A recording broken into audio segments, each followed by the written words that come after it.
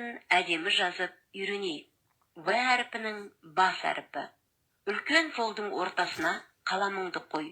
Түзу көлбеу сызықты тік төмен тартамыз да, астыңғы сызыққа жете бере, солға қарай доға жасай отырып, астыңғы сызыққа тигізе көлбеу сызықты оңға қарай үлкен жолдың ортасынан сәл төмен түзу сызықты қиямыз да, оңға қарай дөңгелете үлкен жолдың ортасына дейін жартылай доға сызамыз. Оған жалғастыра жазу жолының үстіңгі сызығына тигізе, оңға қарай екінші жарты доғаны сызамыз.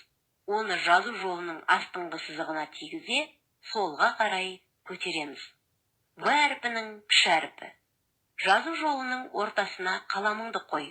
Оңға қарай көлбеу сызып, үстіңгі сызықты кесіп өтіп, үлкен жолдың ортасына жете бере, солға доға жасап, иіп тік төмен созамыз.